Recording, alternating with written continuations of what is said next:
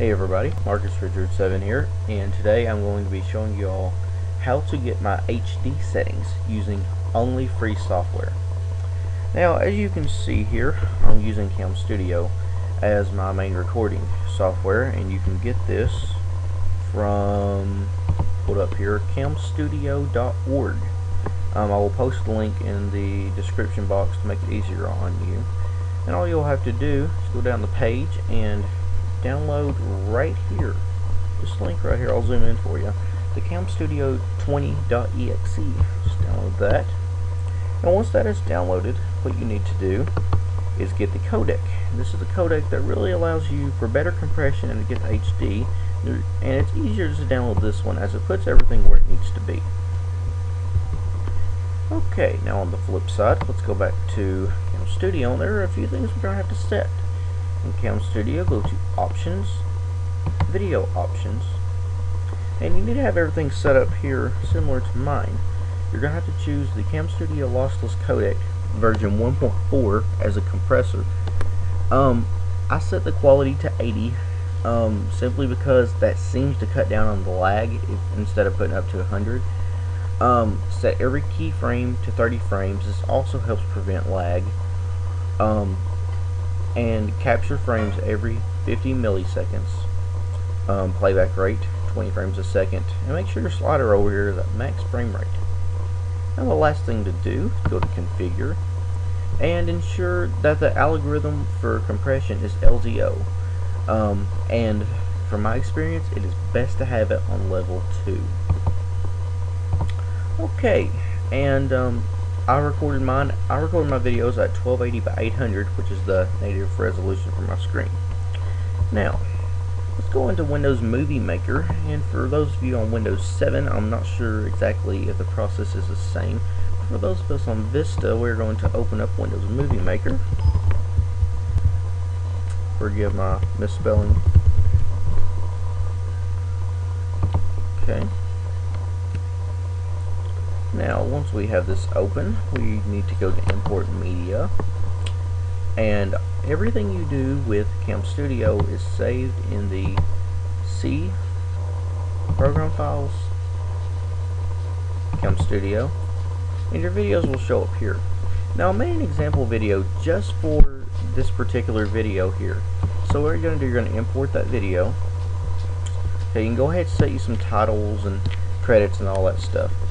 After you make your title, drag down your video you made, and you may play it through just to ensure that everything works good with it. Now, the next thing we need to do is go up to Tools, put Options, and this right here is what allows you to get your HD. Ensure that your video format is NTSC and your aspect ratio is 16:9. These are not default settings. The actual default setting has an aspect ratio as 4:3. 16:9, as you know, is what will allow you to get the 720p HD. Okay, say your video is done and you're ready to upload it to YouTube. You're going to go over here and click Publish to this computer. Okay, give it a name. For this one, I'm going to call it Test Movie.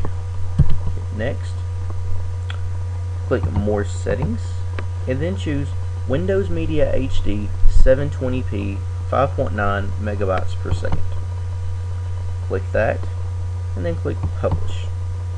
Now it's probably going to take some time for it to process, since this is like roughly a 6-second clip. It's not going to take all that long at all, and oftentimes, from my experience, the actual AVI, my last video was like over 100 megabyte, and it was only like 10 megabyte when I uploaded it to YouTube. And after it is completed, I will show you the ended file. Okay, so the video is now published in the HD format. So you will now need to go to your videos folder. Okay, and then you'll see here Test Movie, and I'll go ahead and play it here in Media Player just to show you that it does work and the quality is actually pretty good. Okay, now we see that. We go over here and look, and it was a 10 megabyte video clip as an AVI, and as you see here, the size has been reduced significantly, 7 701 kilobyte. Alright, and that will pretty much conclude this video. If I went a little too fast for you, please let me know by leaving a comment below. If you need help with anything, be sure to leave a comment below or even send me a personal message. I would be more than happy to help you get the HD settings. If I need to clarify upon something, let me know, and I will even go to as far as making a follow-up video for this. And if you think I should have this video on big variety of vids, let me know that as well. My next videos coming up will be a tutorial on how to make your own custom iPhone icon. I made this one using GIMP, and it turned out really well, as you see. So that right there is a little bit of what's to come. So I hope you found this video useful. Make sure you please do subscribe to my channel. The more people it gets to, the more people who subscribes, the more my videos are going to be passed back and forth, and the more I will become up on YouTube and people can experience these great videos. So until next time, guys, we'll see y'all later.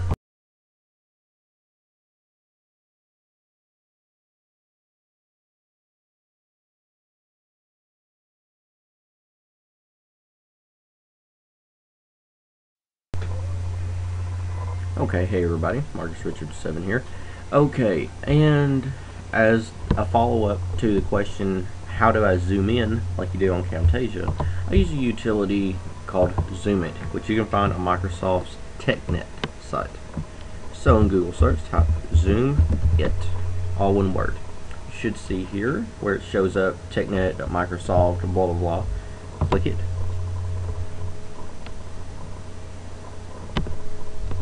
Okay, and over here to the side, click Download Zoom It. Open the zip file. Read the end user license agreement. And now we are going to install this.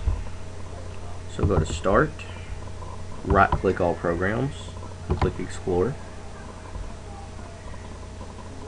go to Programs, and just drag Zoom It in there. So then when you go to Start and All Programs, somewhere at the uppermost part of the list you will see the Zoom It utility. Okay, there is one note I must add, that if you are an XP user, you will not be able to zoom in and it pan around. I have no clue why, it's just the way that Microsoft has engineered it. If you have Vista, however, like I do, or Windows 7, I'm sure, you will be able to pan around your screen.